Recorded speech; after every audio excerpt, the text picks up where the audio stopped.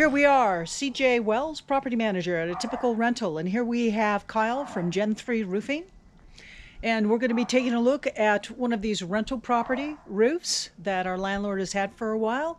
And we're going to get Kyle's expert advice of what he sees there and things that he would recommend. So let's get up on that roof with Kyle. So here we go, Kyle. Yeah, so when I'm getting on a roof to do an inspection, the first thing I like to look at, obviously the gutters is the first thing that I come in contact with. So gutters and then drip edge. And then I like to see what kind of underlayment that I have underneath that first row of shingles in this scenario.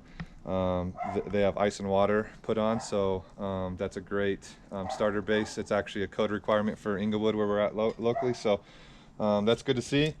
And then they also have gutter, a foam in here to protect it against the leaves and different debris. And I got mixed feelings about that because a lot of times when you do any kind of gutter guard, any kind of gutter helmet, anything like that, what you're likely going to have is ice damming, and you're going to have icicles that drip over the edge during the snow season, and that's always causes its own problems that you got to watch out for.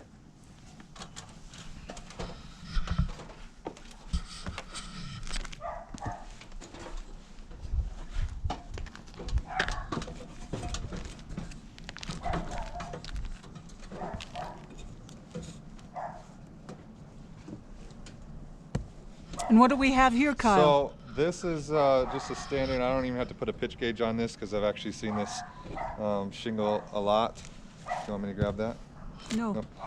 So the first thing that I noticed is when this roof was replaced a while back, that these flashings never actually got replaced. These are old flashings. These got replaced. This is a new style, but some of the other ones have not. So we're talking about quality control here. Sure. Yeah. Okay. And I mean that's something that this is actually from a recent hailstorm in the last couple of years. There's hail damage on these shingles. First thing that I noticed, I mean this right here is hail damage. This is hail damage right here. Hail damage. Hail damage.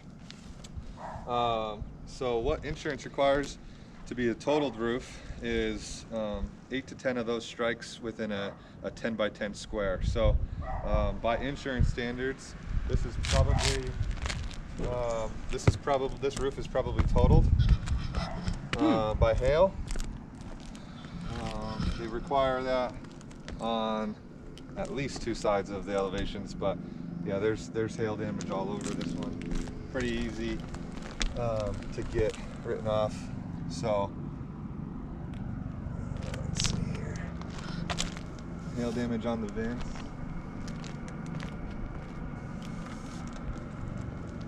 These never got replaced. These are old. These are the old turtle vents. They would have been replaced with usually probably a slant back. Now these replacements of these metal parts, Yep. This would simply make the bid lower?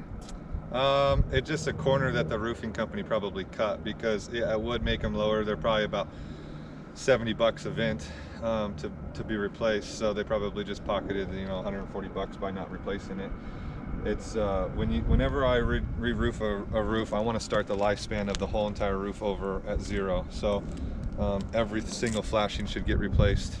Every rubber boot, every pipe all the way across the roof should be replaced. And that's because if you're getting a roof and starting on year 1, you should start on year 1 with everything else on there, because this will rust out. A lot of these are already showing rust here, so you can tell that it's aged. That's just a shortcut that a lot of roofing companies will take, and unfortunately property owners and renters have to deal with it. Okay. All right. So we're going to move on next to the gutters. One of our favorites. You know, a roof has to shed water, it has to shed it efficiently and correctly for the overall structure